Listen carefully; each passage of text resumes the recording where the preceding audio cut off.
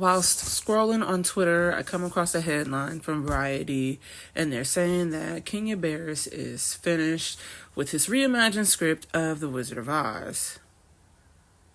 I'm very confused because I don't think we asked for this. Also, we have The Wiz, which is a reimagined version. Great reimagined version of The Wizard of Oz. So I'm just very confused because so is Dorothy going to go from being white or black to being mixed? So what does it look like when you say I'm gonna have LGBTQ representation? Like could people hear that and be like, "What is it gonna be, a yellow dick road?" Like what is it? like what is that? Well, I've said it once, I'll say it 1,000 times. Black people can't have escapism. And it looks like nobody else is going to get it either. Let's talk about it.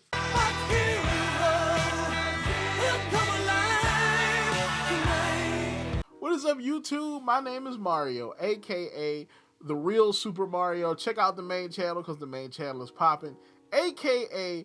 The Loot Box Hero. A.k.a.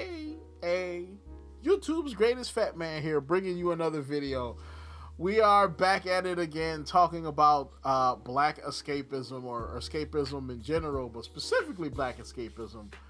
Man, oh man, I was working on the video, because the next video for the black escapism series was supposed to be how would I fix the Magical Negroes movie, right?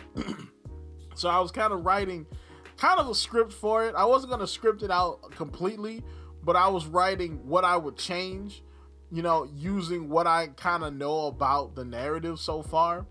And then this story popped up and I was like, oh yeah, we got to talk about this one. You know, Kenya Barris, you know what I'm saying, is going to remake not only It's a Wonderful Life, but also going to remake The Wizard of Oz. Not The Wiz, but The Wizard of Oz. So we're going to talk about that. Of course, if you want to continue getting videos like this from me, like, comment, subscribe, hit the bell button, do all that good stuff that YouTube requires you to do to continue getting videos from me. Follow me on twitter.com/rsmario128. Like my video tweet, share my video tweet, and I will shout you out at this point in the video if I remember. All right, so Kenya Barris. If you don't know who Kenya Barris is, he is a black movie and television director. I know him specifically for TV. He did Blackish, which I thought Blackish was pretty good. My family does not. See, we have a pretty interesting thing going on around here. It's called colorism, all right? Or I guess reverse colorism. See, my family is not a big fan of light-skinned people. Personally, I like, you know, I'm cool with most everybody, you know what I'm saying, except for extremists and stupid people. I don't like any of those people, but most people I'm pretty cool with. So they didn't really rock with Blackish that much, and they definitely didn't rock with the more redundant Mixedish, which basically took Blackish, which was about basically black people, but they weren't like stereotypically black. You know what I'm saying? They were different. You know what I'm saying? They were upper middle class, kind of proper people. They weren't stereotypically black. Mixish took that and, well, kind of was like, oh, well, these are like biracial people in that same situation, thus making it redundant. And then he also did Black AF, but I've never seen that one because every time I hear Black AF, I think about that crappy Black Sands comic that was written by Kwanzaa Adobo Jr. or whatever his name was. But yeah, you know what I'm saying? So now Kenya Barris is taking on movies, and he's planning to do a remake, a modern audience remake of It's a Wonderful Life and The Wizard of Oz. Not The Wiz, but The Wizard of Oz. So he said this about his It's a Wonderful Life remake. He said, I feel like Christmas movies are amazing, and I think the idea of taking something that has a long history and a tale behind it and putting an amazing piece of talent to tell the story. Bro, this man's sentences are so weird. Like, I don't think I would ever describe myself or anybody as an amazing piece of talent. Like, what? Whoo, that's a very weird statement. So then he goes on to say, it's a guy who's trying to help out his community, and things are going to turn around on him. I think that it's the perfect story to tell for a person of color, black or brown. There's a lot I can break up just from that right there. All right, first off, why is it just black or brown? All right, there are other colors. Okay, I can understand from his perspective why, and it wouldn't be necessarily a good white story, because I mean, you can be racist against white people because white people aren't like a race. I guess people, at least that's to the capital B blacks. I guess that's what they're thinking. But you know what I'm saying? But why just black or brown though? You know what I'm saying? What about Native American people or Asians or like Arabs? You know what I'm saying? I guess Arabs count as brown, but usually I think brown, I think Latinos, but why just black and brown though? You know what I'm saying? Like, has no Asian person tried to help their community and got screwed over? Or I definitely know some Native American people that had tried to help their communities and got screwed over. That's weird. To get into that, because our communities have some issues and someone trying to help that community out, I think that's a perfect vehicle to tell that story from. I can see where he's coming from, but like, It's a Wonderful Life was about more than that. All right. It's a Wonderful Life was about a guy who was trying to live his life, right? You know what I'm saying? He had a hard life. He ended up being half deaf because of an event that happened when he was a kid. So that means he couldn't go into the army once the war started. And so he couldn't go out like his brother and be a war hero. And he had to stay behind and help his parents and work for the family business. All right. He had, like, you know, ideas and plans and things he wanted to do out in the world, and he couldn't do them because he had to help his parents. You know what I'm saying? Now, when his brother came back, he was supposed to go out and live his life because his brother was supposed to pick up where he left off. But that didn't happen. His brother came back, got married, and went on about his life and left him with the bag. And so that put him in a place where, you know, he kind of like hated his life. You know what I'm saying? It wasn't just about like, oh, he's trying to help his community and things turn.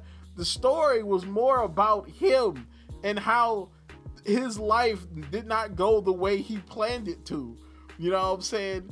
So how do you get like, oh, well, he was trying to help his community and got screwed over? Like, I don't know about that one. Like, I don't know about that one at all. So then he talks about The Wizard of Oz, and we actually have a clip for that one. Kenya Barris, welcome back to the Tonight Show. Thanks for being here. I want to talk to you about you people. That's racist. Oh, thank you. Eddie, congratulations. Eddie Murphy, thanks. Jonah Hill, it's great. I want to get into all that. But first, you were telling me about a movie you're doing now, backstage. You're working on a new film. Yes. And can we talk about this? Yeah, let's talk about it. It's kind of a reimagining of The Wizard of Oz. Yeah. Well, that's a big thing. It's a big deal. It's a big deal. And Toby Emmerich, who was running Warner Brothers at the time, that was his favorite movie. And I gave him my pitch of like, I think the Wizard of Oz back in the day was like, it turned a mirror. It was like the Dust Bowl, Great Depression era, and it turned a mirror on like society. That's what it was about. It was like talking about self-reliance and things like that. I think that this is the best time to turn a mirror on society because we need to see ourselves. And I was like, I want to do it with diverse characters, and I really want to sort of, you know, the character lives in Inglewood, and something comes up, and she ends up in Underhood, which is right outside of Oz, and it takes place from there. And so what does it look like when you say, I'm going to have LGBTQ representation? Like, could people hear that and be like, what is it going to be, a yellow dick road? Like what is it? like, what is that? So, I mean, I know the lion was, so you're going to just go over-exaggerate that? So I'll give you a thing. Like, in my dream of dreams, Frank Ocean redoes Somewhere Over the Rainbow. That's my dream of dreams, you know what I'm saying? And I would love a character like Rainbow, but I'd love a character who told you that? Clarence, Lion-ass Clarence? Like, he becomes the lion, the cowardly lion. And the reason he's cowardly and a lion is because he's trying to put forth something else, and he always is kind of like not really being himself, and it's causing him to not sort of be, as outward and as brave as he should be. You know what I'm saying? And so I want to like turn things in their head. Oh, that makes sense.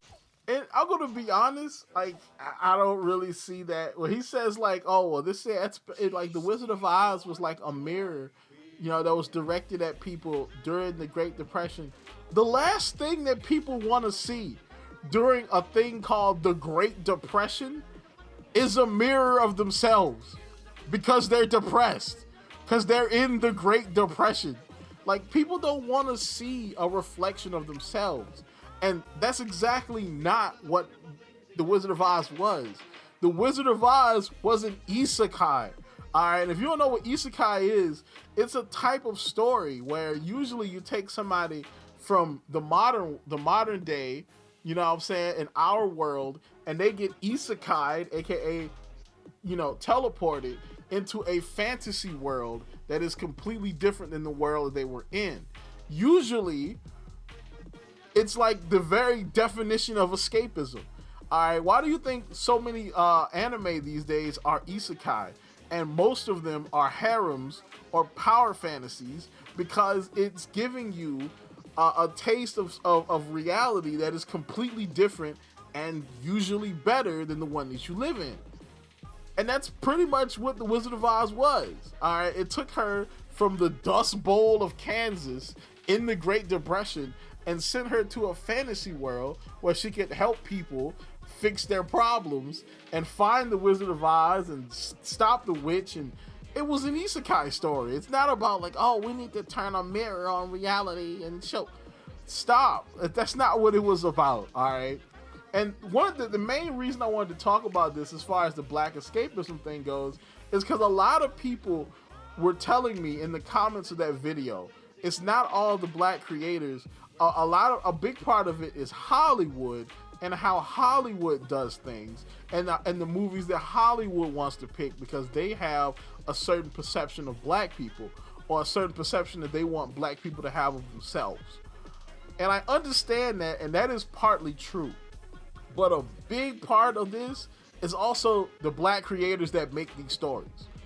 All right, if we stop making these type of stories, you know what I'm saying? If we cut back on making these type of stories, they're not just gonna give up on black stories altogether. All right, because they need black stories. They have to pay attention to us, at least for now.